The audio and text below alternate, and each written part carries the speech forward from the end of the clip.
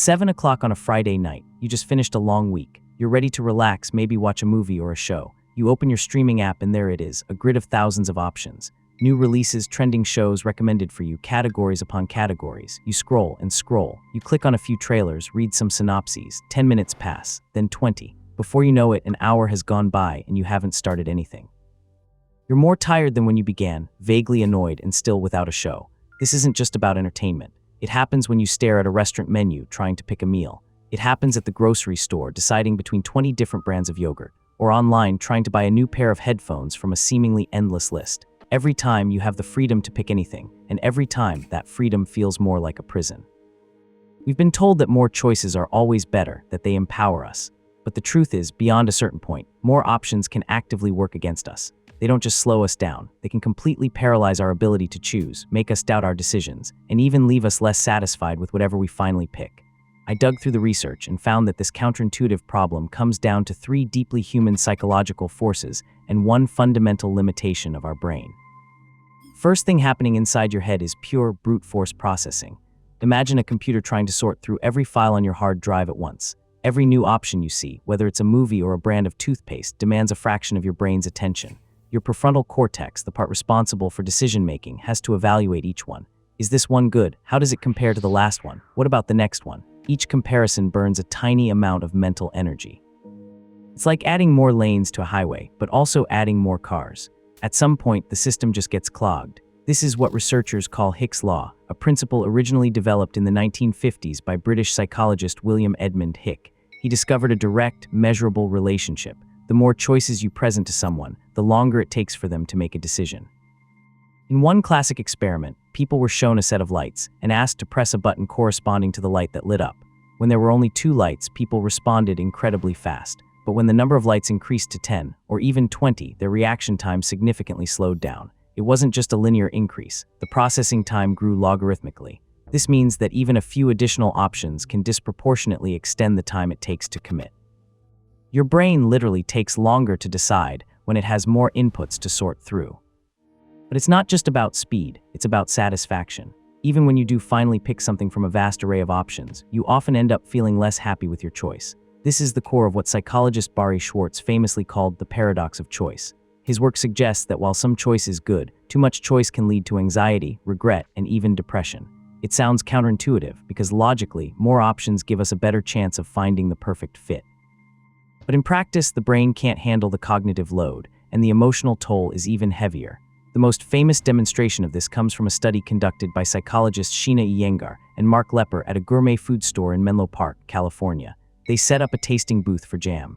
On some days, they offered 24 different flavors of jam. On other days, they offered only 6.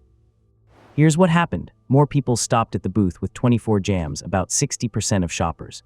But when it came time to actually buy, only 3% of those who stopped at the large selection ended up making a purchase. At the booth with only 6 jams, fewer people stopped, about 40% of shoppers, but a staggering 30% of them actually bought jam. That's a 10-fold increase in sales from having fewer options. More options led to more browsing, but far less buying. People were overwhelmed, leading to analysis paralysis and, ultimately, inaction. And this isn't just about a single decision, it piles up. Every choice from what to wear to what to eat for lunch depletes a finite mental resource. This phenomenon is known as decision fatigue or ego depletion.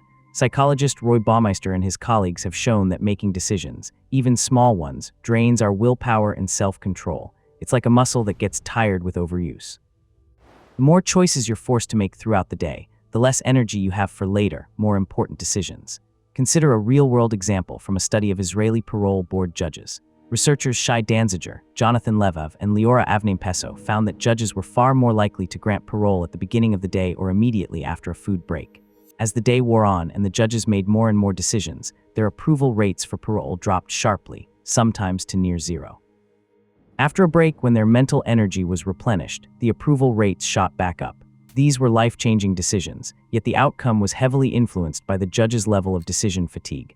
For us, it means that after endlessly scrolling through Netflix, we might be less likely to stick to a healthy eating plan or resist an impulse purchase.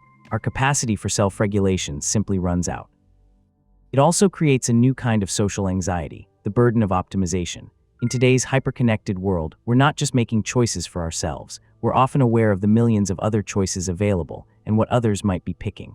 Social media constantly showcases the best and most popular options. Review sites like Yelp or Amazon present thousands of opinions, pushing us to find the absolute perfect item. This external pressure to make the optimal choice, combined with the sheer volume of options, can be crushing. We fear making the wrong decision, knowing that a better alternative probably exists and that we might regret our choice later. This constant push for perfection can lead to what psychologists call maximizers versus satisficers. Maximizers are people who strive to make the absolute best decision, evaluating every single option, no matter the cost in time or mental effort. Satisficers, on the other hand, are content with a choice that is good enough. Research shows that while maximizers often make objectively better choices, they tend to be less happy with their decisions and experience more regret, anxiety, and even symptoms of depression. The sheer number of choices today turns many of us into unwitting maximizers, constantly second-guessing ourselves, even when a perfectly good option is right in front of us. So if choice is such a trap, how do we escape it? The answer is to artificially limit your options. This isn't about restriction, it's about liberation. By consciously creating boundaries, you reduce the cognitive load, minimize the potential for regret, and conserve your mental energy for what truly matters. It's a strategic approach to decision-making that high-performing individuals and smart systems have used for decades. For example, consider the classic wardrobe of someone like former Apple CEO Steve Jobs. He famously wore the same black turtleneck, jeans, and sneakers every day. He wasn't doing this out of a lack of fashion sense. He was deliberately eliminating a daily decision to conserve his mental energy for more important creative and business challenges. This concept extends far beyond clothing. Start by setting internal limits. When choosing a restaurant, pick the first 3 options that look good and then make your decision from only those 3. When online shopping, filter by specific criteria and then commit to choosing from just the first page of results. Another powerful strategy is to create default choices. Instead of endlessly debating your morning coffee order, decide on a standard for Monday through Thursday, leaving Friday open for a special treat.